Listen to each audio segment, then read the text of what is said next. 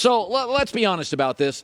You are in the prime of your career. You're going to have about an 8 to 10 year stretch. You're just going to have energy. You're going to be great. Hopefully, I've had a prime in my career. Mahomes, next 8 years, prime. Here's my thing about Cam. He never had one. He had a great year. The year before and after, he was bad. This is not baseball.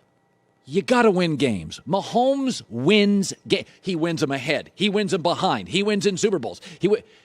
Can't we be honest about Cam now? He's never been quite the quarterback. We've covered him like he's Mahomes, and he's not. He's got a losing record if you take his MVP year out. Okay, well, you can't do that. Mahomes has never won a Super Bowl if you take out the year he won the Super Bowl, so we're not allowed to be like losing record if you take out the 15-1 MVP year went to the Super Bowl. If Cam never had a prime, then did Phillip Rivers? I'll throw it, did he never have a prime? I think he did. I just think their primes had a ceiling to them. I would also argue maybe Cam was what we call an early bloomer. Maybe his prime was from his year at Blinn, championship, Auburn championship, 4 years into the NFL, MVP and Super Bowl on the precipice, and then the prime was over because of injury. So I think maybe his prime just hit earlier. But I know that you're trying to be nice here, Colin, but you've never been a huge Cam Newton guy.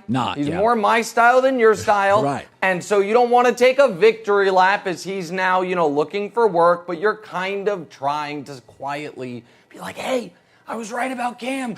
Told you guys, remember. And so I get it. I understand, but I think it's unfair to say he never had a prime. Guy had a prime, just didn't last as long as it should have. All right, so I had an epiphany last night. I was out in the backyard smoking a very inexpensive cigar, $3 or $4, and I'm sitting out there. Yeah, you smoke a lot of those these days, buddy. You be careful. A lot of videos of you shoeless smoking cigars. It's very odd, but go ahead. Sorry. I went back to 2015, Cam's MVP year, and 6 years in a row, if you have a top 1 or 2 offensive line and a very productive top 3 running game, the quarterback can be Baker, Garoppolo, Goff. You're going to be a 12-13 win team. And we know New England has what appears to be their deepest running. They just gave one of their running backs away. They've got an excellent O-line. Are we underselling the fact that Mac Jones ain't that far from Garoppolo or Jared Goff, and Belichick's probably the better coach of all those teams listed, that New England's probably going to go back to being pretty darn good? Well, you are on fire today, my friend. I like how you just slid in there a little Baker Mayfield slander. Like, you can have anyone as your quarterback. You can have Baker as your quarterback. You won 11 games. Listen, I think the Patriots and the Dolphins are going to compete for the final playoff spot in the AFC. I think they will both win 10, I guess, well, in these days, now it's 11 games. Like, it's 10-6, now 11-6. I'm not quite, the 17 games still throws me off. But I think they're both around that quality of team.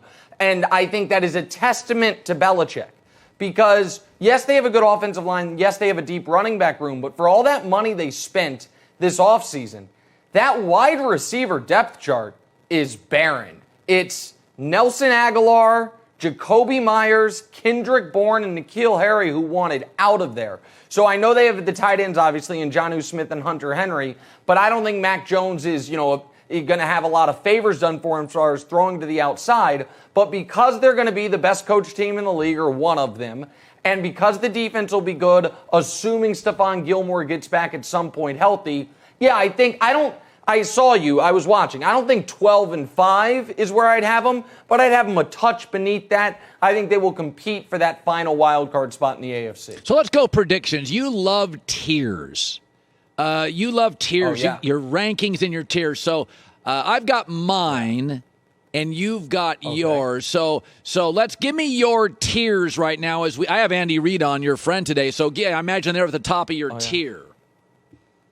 Well, yeah, I mean, of course. And by the way, when you talk to Andy, ask him just for a friend. Like, hey, Andy, your old buddy from Kansas City that's hosted his own show for 5 years and you've never come on it, yet you're always laughing and giggling with Colin Cowherd. What's the deal with that, buddy? So the Chiefs are at the top, and I can't see what you have on camera right now, so I'm not sure if it's on the screen, but you can see all of it. What I think will jump out to people is I think the Falcons are going to be the surprise team.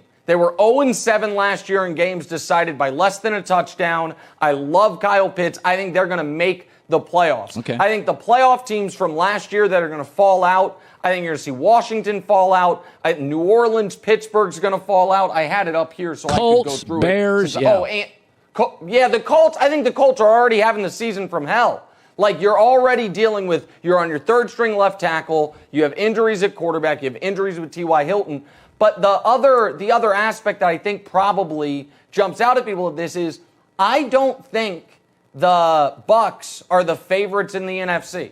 I think the Bucs are right neck and neck with the Niners and with the Rams for that second ranking in the NFC behind Green Bay. I think Green Bay should be the favorites. And you're right, I do love tiers, T-I-E-R-S, almost as much as I love tiers, T-E-A-R-S, Colin Cowherd tiers, which is what we're going to have a lot of when the Browns are awesome. When Baker Mayfield leads them to 13-4 and they're a game away from the Super Bowl, my friend. Well, that's certainly possible. So I have what I like to call my power pyramid. So I'll just give you mine. I don't know if you can see it. Please. So at the top, they brought back all their starters, all their coaches. I would have Tampa at the top. I have Kansas City, Buffalo, very, very close. One is reworking their O-line. One is reworking their pass rush. Then I have Cleveland, Baltimore, Seattle, certainly capable of winning it all. Beneath them, teams I have concerns about, but they're darn good. Rams, Packers, Colts, Patriots. That is my power pyramid. So that sounds to me like you think the AFC is way better than the NFC. I think, right? Like, just going through that, it sounds like you have like 7 of your top 10 are AFC teams, correct? Yes, that's what I think. Yeah. Well, I mean, I think the best young quarterbacks are there, yes. Not only the best young quarterbacks, and this is a different, I'm not trying to take a left turn. If you think about it, Colin, all of the young quarterbacks that have proven something are in the AFC. All of them. Like, Kyler is, I guess, the one in the NFC, and then we'll see about Trey Lance, we'll see about Justin Fields. But it's Mahomes, it's Lamar, it's Baker, it's Josh Allen. I think Trevor Lawrence is going to be awesome. Like, the NFC quarterback position got old fast, especially with Brady going over there, and Justin Herbert, who I left out. It's going to be a long list of guys who are awesome quarterbacks who unfortunately never can make a Super Bowl because Mahomes lives there. I think you maybe thought I was joking about the Chiefs. I do think undefeated's on the board. Before Halloween, they play all of the AFC contenders. In the first 7 weeks, they play the Bills, the Ravens, the Titans, the Browns, and the Chargers. If they're undefeated by Halloween, they are going to go 17-0. Oh, mark it down, Mr. Cowherd. Oh, boy. Oh, boy. Oh, that's so crazy. They were 14-1 with Mahomes last year. No way they could go undefeated. Come on. Come on. You know it's coming. All right. I don't even need your Ben Simmons stuff. I'm good with that. You've got a nice. I don't even need it. You got a nice tan. You look happy. You're rested. Thanks. And now this is the last weekend before in the prime of my career. How could I not be rested? I'm in the prime of my career, as you said in the beginning, starting an 8 to 10 year run like you had a decade ago. I don't know what phase you're in now, just holding on. I'm not sure. I'll talk to you later. Nick Wright, first things first, now co-hosted Chris Broussard. That's good stuff. Hi, everybody. Thanks for watching. Subscribe here to get the latest from the show. Also, be sure to check out more of the best clips from The Herd or go watch a few segments from other shows on FS1.